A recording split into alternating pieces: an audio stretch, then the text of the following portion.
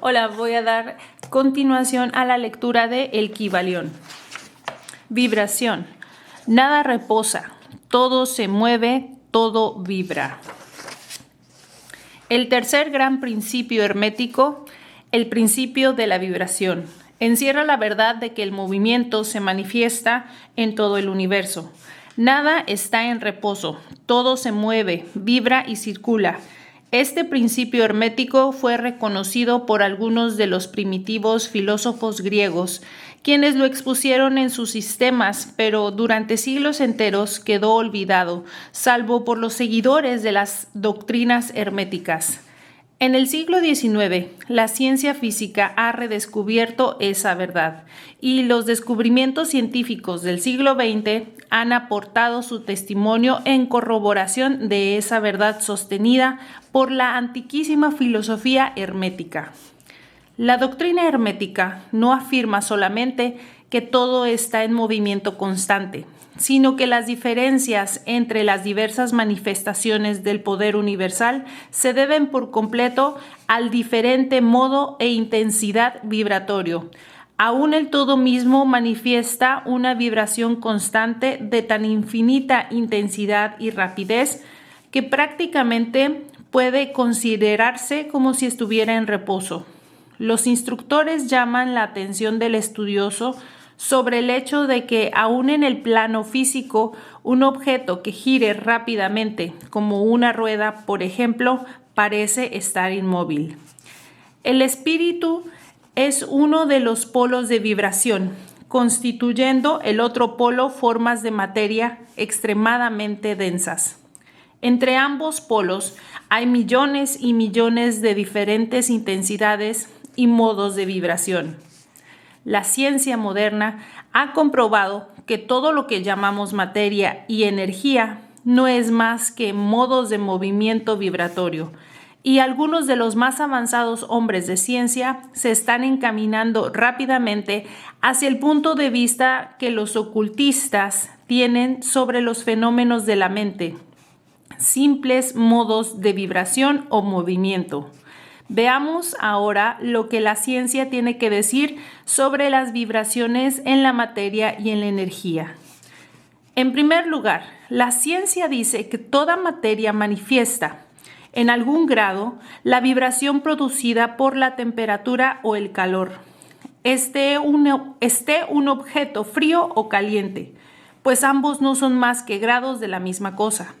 Manifiesta ciertas vibraciones calóricas. En ese sentido, está en vibración. Todas las partículas de materia están siguiendo un movimiento circular, lo mismo los corpúsculos que los astros.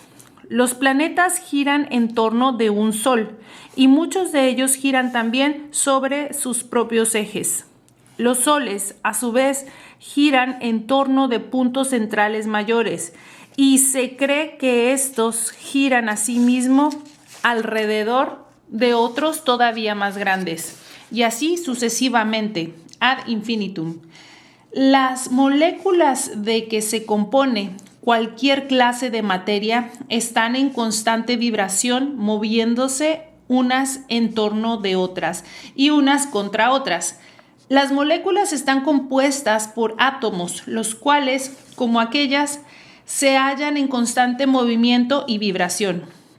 Los átomos están compuestos por corpúsculos, llamados también electrones, eones, etc., que igualmente están en un estado de rapidísima moción, girando unos en torno de otros, con diversas modalidades vibratorias. De esta manera, toda materia manifiesta vibración, de acuerdo con el principio hermético correspondiente. Así sucede también con las diversas formas de energía. La ciencia dice que la luz, el calor, el magnetismo y la electricidad no son más que formas de movimiento vibratorio relacionado de alguna manera con el éter, o probablemente emanado de él. La ciencia no ha tratado aún de explicar la naturaleza del fenómeno conocido como cohesión, que es el principio de la atracción molecular, ni de la afinidad química, que es el principio de la atracción atómica. ni de la gravitación, el mayor misterio de los tres, que es el principio de atracción por el cual toda partícula o masa de materia se siente atraída hacia otra partícula o masa. Estas tres modalidades de la energía no las comprende aún la ciencia. Si bien los estudiosos se inclinan a pensar que son también manifestaciones de alguna forma de energía vibratoria, cosa que los herméticos han enseñado durante largas edades en el pasado.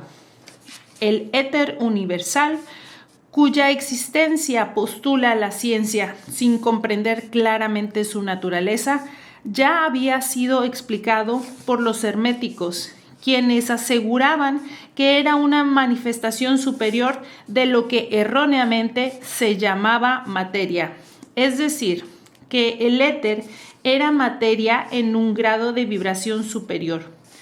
El nombre que le daban era el de sustancia etérea y decían que esta sustancia era de tenuidad y elasticidad extremas, llenando el espacio universal, sirviendo como medium de transmisión para las ondas de energía vibratoria como el calor, la luz, la electricidad, el magnetismo, etc.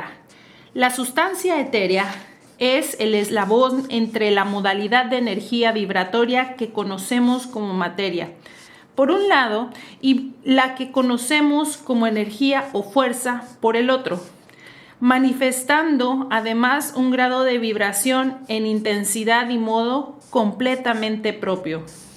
Los hombres de ciencia proponen como imagen para ilustrar los efectos del aumento de vibración una rueda girando con rapidez. Supongamos primeramente que la rueda gira lentamente. Entonces diríamos que es un objeto. Si el objeto gira lentamente, lo podemos ver fácilmente, pero no sentimos el menor sonido.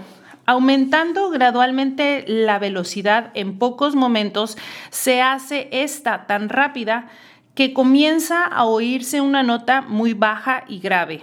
Conforme sigue aumentando la velocidad, la nota se va elevando en la escala musical.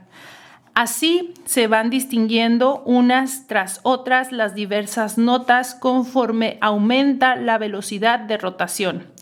Finalmente, cuando el movimiento ha llegado a cierto límite, se llega a la última nota perceptible por el oído humano. Y si la velocidad aumenta, aún sigue el mayor silencio. Nada se oye. Ya la intensidad del movimiento es tan alta que el oído humano no puede registrar sus vibraciones. Entonces se comienzan a percibir poco a poco sucesivos grados de color. Después de un tiempo, el ojo empieza a percibir un oscuro color rojo. Este rojo va haciéndose cada vez más brillante. Si la velocidad sigue aumentando, el rojo se convertirá en anaranjado, el anaranjado en amarillo. Más adelante seguirán sucesivamente matices verdes, azules y añil, y finalmente aparecerá el matiz violeta. La velocidad se acrecienta más aún. Entonces desaparece todo color, porque el ojo humano ya no puede registrarlos. Pero ciertas radiaciones humanas emanan del objeto en revolución. Los rayos que se usan en la fotografía y en otras radiaciones sutiles de la luz. Posteriormente comienzan a manifestarse los rayos X y más tarde empiezan a emanar electricidad y magnetismo. Cuando el objeto ha alcanzado cierto grado de vibración, sus moléculas se desintegran, resolviéndose en sus elementos originales o átomos. Después de los átomos, según el principio de vibración, se separan en innumerables corpúsculos o electrones, de los que están compuestos finalmente hasta los corpúsculos desaparecerían y podría decirse que el objeto estaría compuesto por sustancia etérea. La ciencia no se atreve a llevar la explicación más allá, pero los herméticos dicen que si las vibraciones continuaran aumentando, el objeto pasaría sucesivamente por estados de manifestación superiores, llegando al plano mental y después al espiritual, hasta ser por último absorbido en el todo, que es el espíritu absoluto. El objeto, sin embargo, habría dejado de ser tal mucho antes de llegar a la sustancia etérea. Pero de todas maneras, la imagen es correcta en cuanto demuestra los efectos del aumento continuo de la intensidad vibratoria. Debe recordarse que en la imagen anterior, con llegar a los estados en el que objeto irradia, color, luz, etc., no se ha resuelto aún la cuestión en esas formas de energía, que están en un grado mucho más elevado, sino que simplemente llega a un grado de vibración en el que esas energías se libertan hasta cierto punto de las limitadoras influencias de las moléculas, átomos y corpúsculos. Esas energías, si bien son muy superiores en la escala a la materia, están aprisionadas y confinadas en las combinaciones materiales, debido a las fuerzas que se manifiestan a través de ellas y empleando formas materiales. Y de esta manera se confinan en sus creaciones corpóreas, lo que hasta cierto punto es cierto en toda creación, quedando la fuerza creadora envuelta en su propia creación. La doctrina hermética va mucho más allá de la ciencia moderna y afirma que toda manifestación de pensamiento, emoción, razón, voluntad, deseo o cualquier otro estado mental va acompañada por vibraciones, parte de las cuales emanan al exterior y tienden a afectar las mentes de los demás por inducción.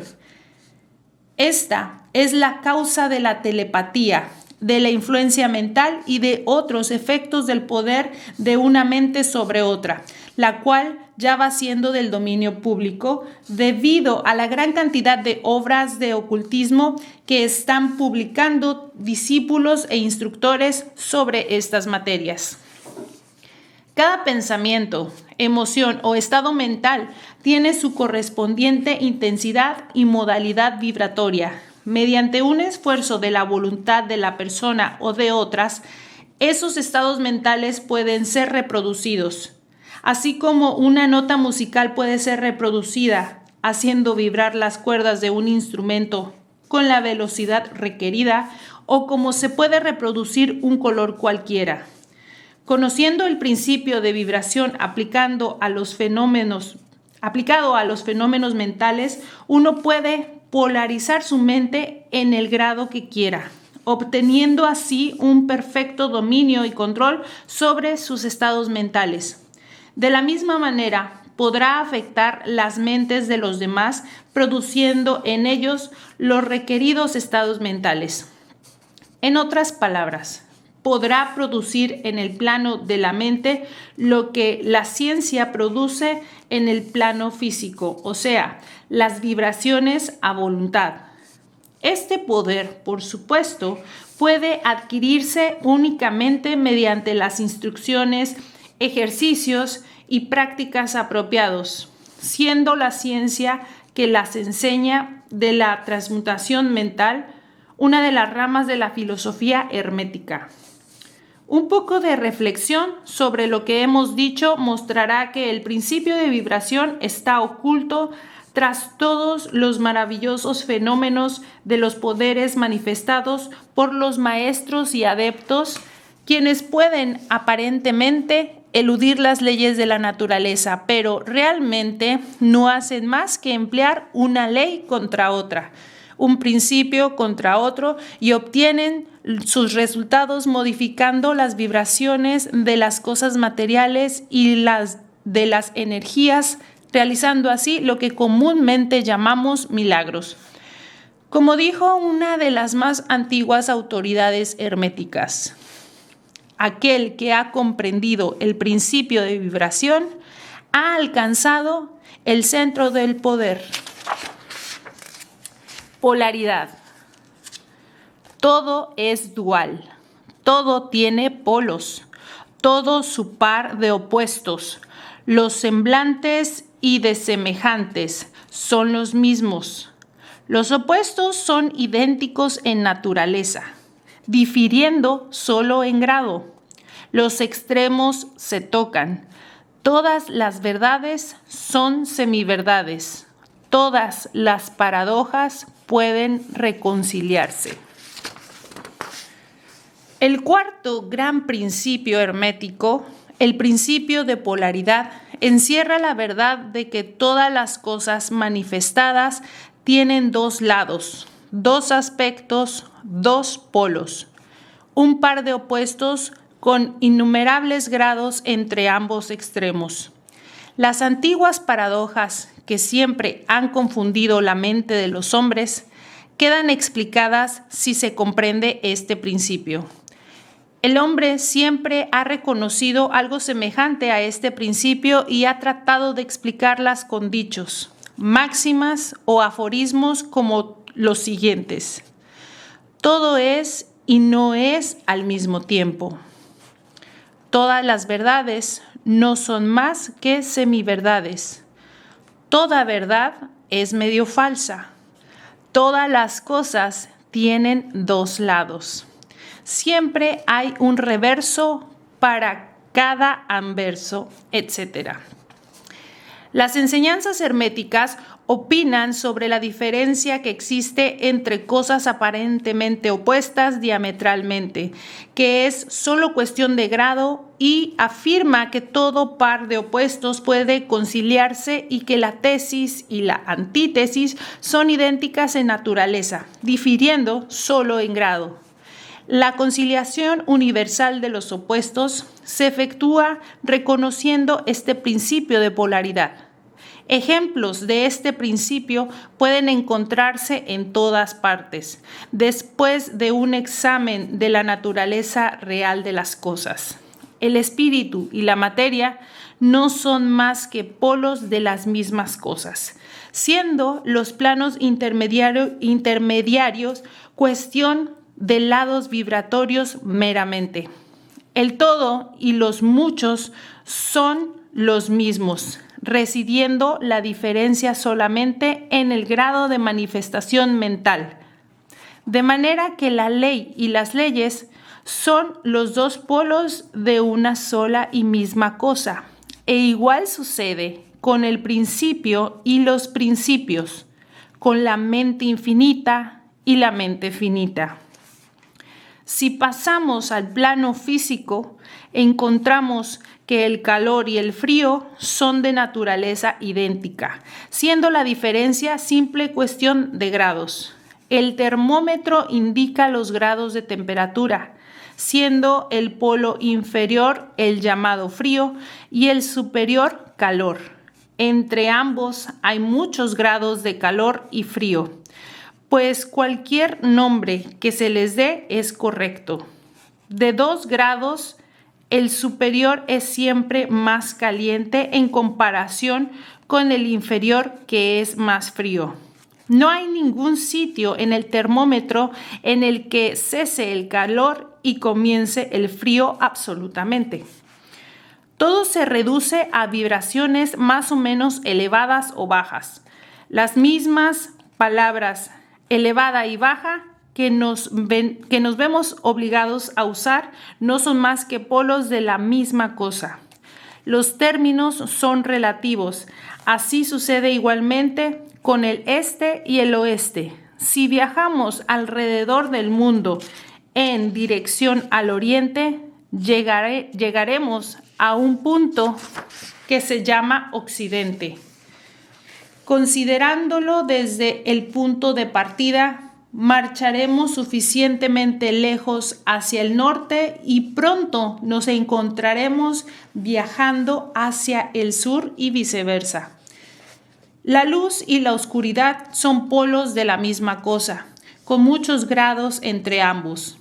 La escala musical es la misma.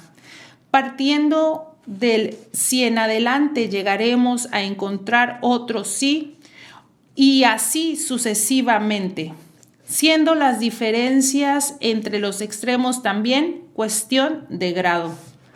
En la escala del color sucede otro tanto, siendo la intensidad vibratoria la única diferencia que existe entre el rojo y el violeta.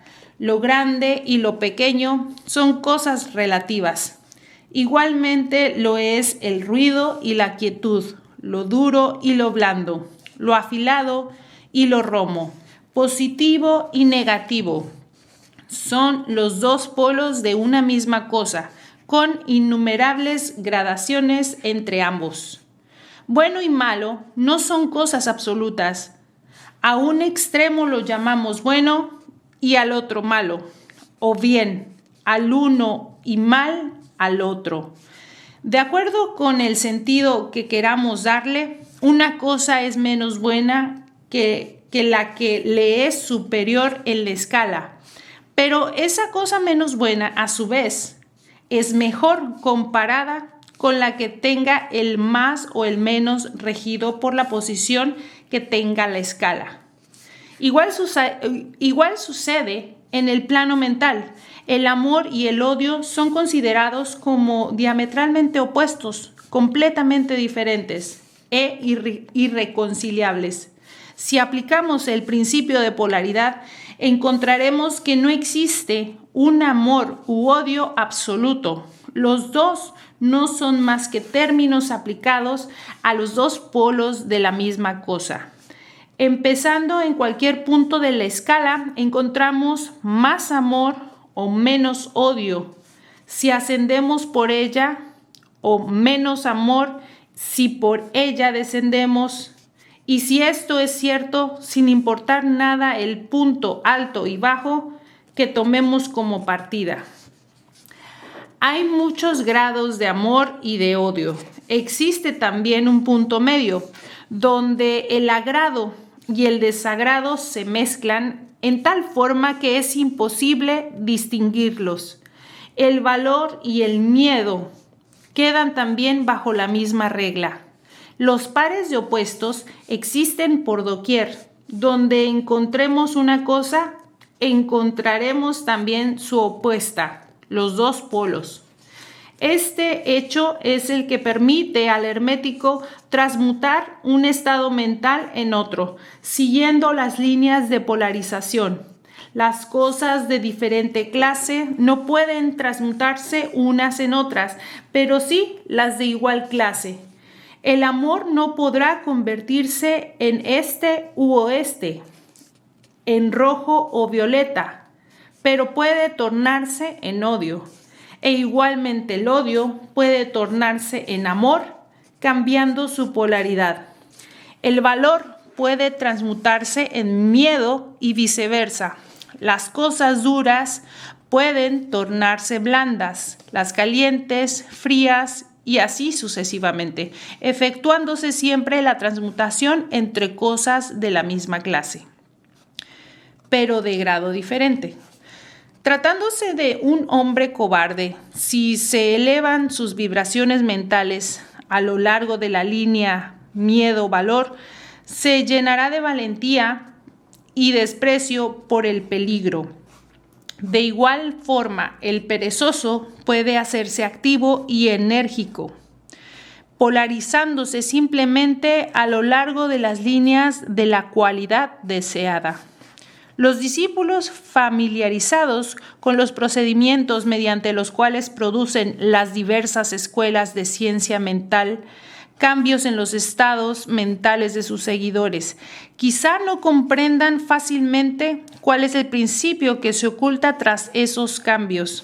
Pero una vez que se ha entendido el principio de polaridad, se ve inmediatamente que esos cambios mentales son ocasionados por un cambio de polaridad, gracias a un deslizamiento a lo largo de la misma escala.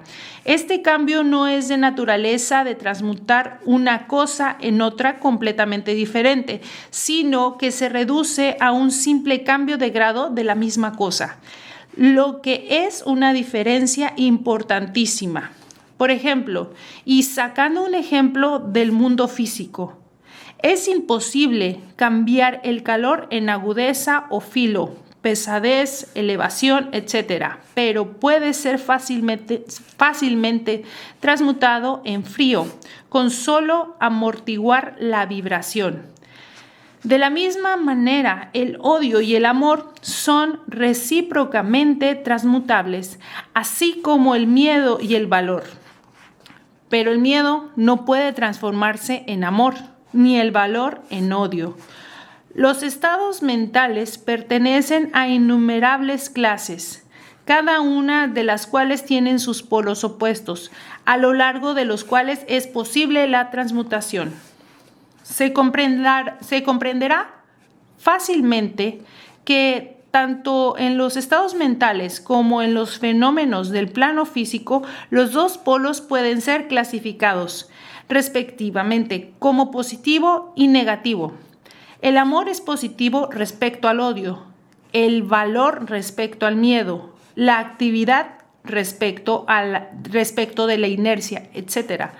También se notará, aún desconociendo el principio de vibración, que el polo positivo parece ser de grado superior que el negativo, pudiendo aquel dominar fácilmente a este. La tendencia de la naturaleza es en dirección a la actividad dominante del polo positivo. Además del cambio de los polos de los propios estados mentales mediante la aplicación del arte de la polarización, el fenómeno de la influencia mental en sus múltiples fases demuestra que el principio puede extenderse hasta abarcar los fenómenos de la influencia de una mente sobre otra, de lo que tanto ha sido escrito en los últimos años. Cuando se comprende que la inducción mental es posible, los estados mentales pueden producirse por inducción de los demás. Entonces, se verá cómo puede comunicarse otra cierta clase de vibración o polaridad, cambiándose así la polarización de la mente entera. La minoría de los resultados alcanzados mediante los tratamientos mentales se obtienen según ese principio. Por ejemplo, una persona está triste, melancólica y temerosa. Un científico de la mente eleva su propia mentalidad al grado deseado de vibración mediante su voluntad previamente ejercitada y de esta manera obtiene la polarización requerida en su propia mentalidad. Entonces, por inducción, produce un estado mental análogo en el otro, siendo el resultado que las vibraciones de éste se intensifican y el paciente se polariza hacia el polo positivo de la escala, en vez de polarizarse hacia el negativo y sus temores, melancolía, etc. Se transforman en valor, alegría y parecidos estados internos. Un poco de reflexión sobre el asunto demostrará que esos cambios mentales se efectúan casi todos a lo largo de las líneas de polarización, siendo el cambio más bien cuestión de grado que de clase. El conocimiento de este gran principio hermético permitirá comprender mejor los propios estados mentales, así como los de los demás. Se verá que esos estados son puramente cuestión de grados y al comprobar el hecho podrá elevar las vibraciones interiores a voluntad, cambiando su polaridad, haciéndose dueño de sus pensamientos, en vez de ser su esclavo y servidor. Este conocimiento le permitirá además ayudar a otros inteligentemente, cambiando mediante los métodos apropiados su polaridad. Es muy conveniente familiarizarse con este principio porque su comprensión correcta arrojará muchísima luz sobre problemas difíciles y oscuros. Bueno, pues hasta aquí dejamos la lectura hoy. Muchas gracias.